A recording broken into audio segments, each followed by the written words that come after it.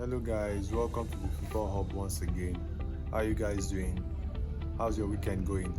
Arsenal played yesterday against Aston Villa at the Emirates Stadium and it ended 2-2. With the agony of getting dumped out of the FA Cup by 10-man Manchester United, and also on our way out of the Carabao Cup.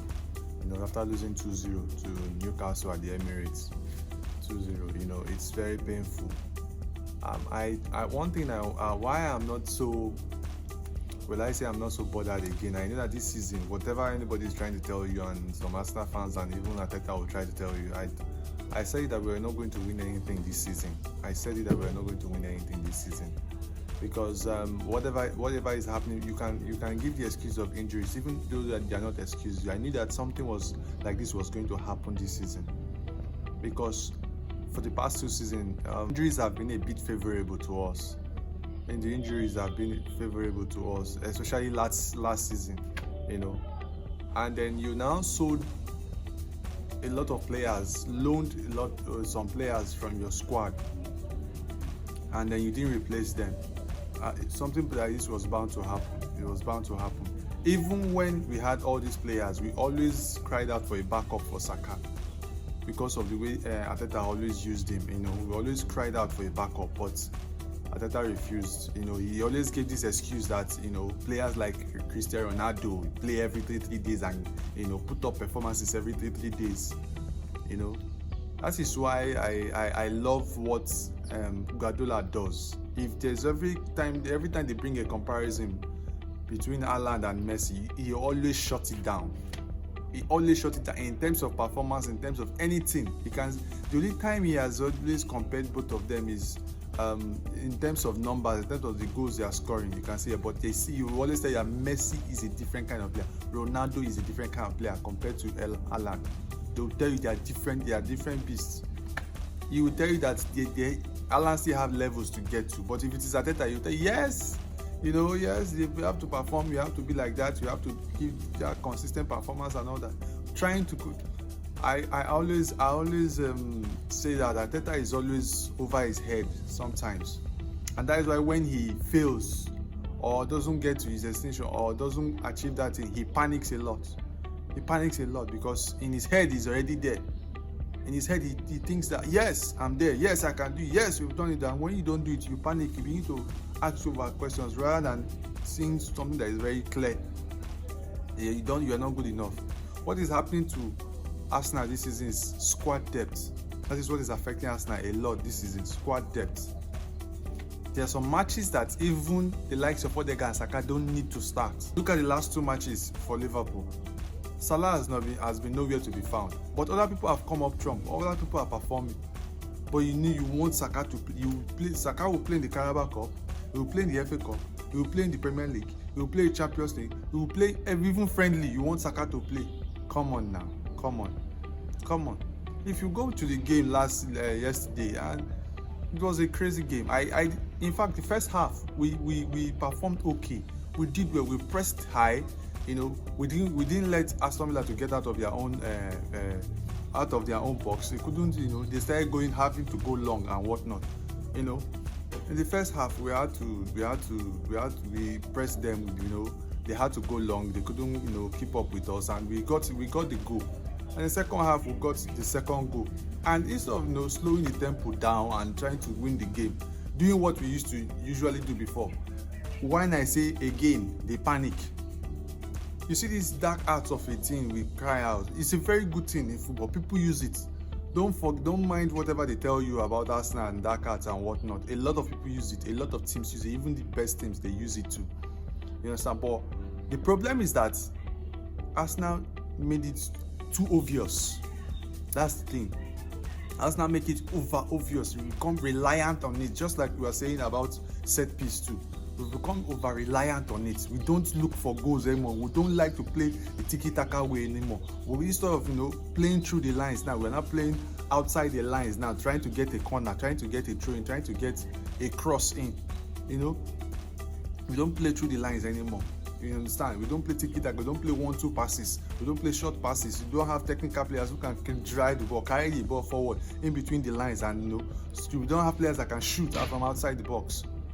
barely shoot from outside the box anymore. It's always trying to take it outside the box and see whether we can get a crossing or get a corner in. It's not supposed to be so. It's not supposed to be so. So these are the difference. These are some of the difference that some of the things that we see, and it's not good. It's not good.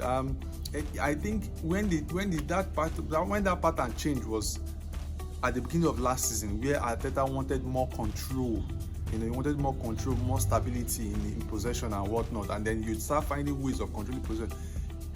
And we don't play those risky passes anymore. We don't try those risky passes anymore. We don't play through the lines anymore. It's always trying to go outside. That is why you see that combination of Ben White, Saka, and Odegaard. It's just outside. It's not. There's no combination in between. In the two, there are sometimes where you say a two-man midfield can hold that midfield. Just two of them will hold the midfield very well. Look at what happened with Real Madrid with Toni Kroos. Just one man, and it felt like that midfield collapsed. I was watching an interview yesterday, and Zidane was asked why he doesn't use the tiki-taka passes to win matches. He said why would he play 50 passes to score a goal when he had Toni Kroos who can do it in one pass? Who can do it in one pass? You understand my point? So it's just alarming, And then we are in January. We are in 19th of January as we speak, and then you have a club that is decimated, or a team that is decimated by injuries, especially in the attack, and the club is not doing anything yet to buy any player. This is a club that should have even before the January transfer window was open, have bought someone. Even before the January, we should have identified the target and go immediately. Within the first few days of the January transfer window, we should have gotten somebody. Within the first. Look at Man City with all their 115 charges and whatnot, and money and everything they spent and whatnot, and they just gave Haaland a 10-year contract now. Is it 10 or 9-year contract now with over 500k in a week? They are still buying Mamouche. They still go out to go and get the guy from Eintracht Frankfurt. Are you getting my point? We who are even struggling in attack, are we not the ones that are supposed to even be going like 2-3 players? What are they waiting for? And you come here, you tell us, oh, January these are hard to do, these are hard to do, and whatnot. My dear, if you carry the right money, they will accept you. There are players that are there that they just need the buyout clause. Pay the money, pay the guy's salary, they will give you. It's not about there's no let them not deceive you that January deals are hard to do. It's a lie. It's just a lie they will tell Arsenal fans just to make them believe that yes, January deals are hard to do, hard to come by, whatnot. If you're a big club and you want to move like a big club, you have to start showing it, especially in transfer, not just on the pitch, in transfer market. You have to show, you have to compete, you have to put yourself there, you have to compete. If people are going for players, you have to go for players and buy them too. I mean, how much is the only one I know? Okay, if you say Nico Williams, yes, he's asking for a high salary and whatnot, asking for over 300k. I understand that if you're not going for that kind of player, but it's not every one of them that wants to get a 300,000 pay per week. It's not all of them. Some of them is just the price of the player. Some of them, the salary might not even be up to 200. So what are we waiting? What are we waiting for? It was already obvious. We lost Ben White last year. We lost Saka last year. We lost some of these players. We had lost Odegaard, and we suffered for it. And that does not tell the club anything.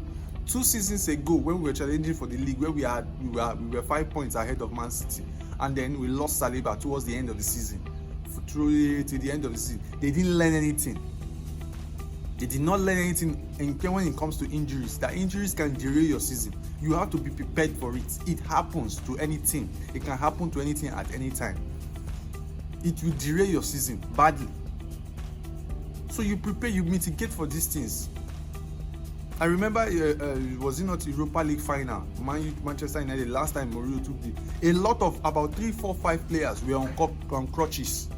Most of their main players were on crutches. If you go to the internet and check for that picture, about 3 or 4 or 5 of their players were on crutches at that final with their suits, and they still won that final. So injuries are no excuse for you to win trophies. Injuries are no excuse. We've been crying out for a lethal striker for Arsenal for years. Only Arteta and Arsenal knows that we don't need a striker. And they will come and tell you the excuse of, last year we scored the highest number of goals for the club against our invisibles and whatnot and all that. That is a blatant lie. What happened against Aston Villa, where you had so many chances to win the game? What happened against West Ham, where you had over 30 shots and couldn't put one inside the net? These are some of the things. This is what strikers do. Key moments, they help you. They help you in those key moments. The attack has not helped the defense this season because they've not helped relieved the burden on defense. Defense have had to face too much because when your attack is working well, you press the team back. They won't even have the time to attack, and whenever they attack, your defense is already there to mop up. But since they cannot attack very well, they've had to face too much shots. That's why we are considering goals almost every time. That's why we are considering goals almost every time. It looks as if it's not the same defense of last season. No, it's the same defense, but because the attack is not there, the attack is not doing the job. Because if you start a match and within the first 20 minutes or the first 25 minutes or the first 30 minutes, 1-2 and you score 2 goals, they will be careful. They will not want to attack too much again. No matter the team, they will not want to attack anyhow again. So they will be very careful. Then your defense can always come up and mop up any of the attacks, because they will be more scared of getting really wiped, being beaten like 3-0 or 4-0 or 5-0. They want to be more careful in the way they attack or in the way they come out. That gives your defense more time and to be able to compose themselves and put things in order. But when they know that your attack can't do anything, they just go ahead and just attack. They will leave you in the post. You can even leave some of our players one-on-one and they will still not score the goal. So that's just the difference, That's just my take on it. So I don't know for you guys. Please, if you're new to this channel, please subscribe. Let us know your thoughts in the comment section. Give us a like. And also, I want to remind you of Stake Predicts. Stake Predicts is a platform where you can get sure predictions. For your matches. They are on Telegram, they are on Facebook, and they are on Twitter. Please go there. I'll drop the link in my comment section. Please check it out. So guys, that is the video there and there for you. Let me know your thoughts about Arsenal against Aston Villa yesterday. Let me know what you think. So that's the video there and there. See you guys. Take care. God bless and bye bye.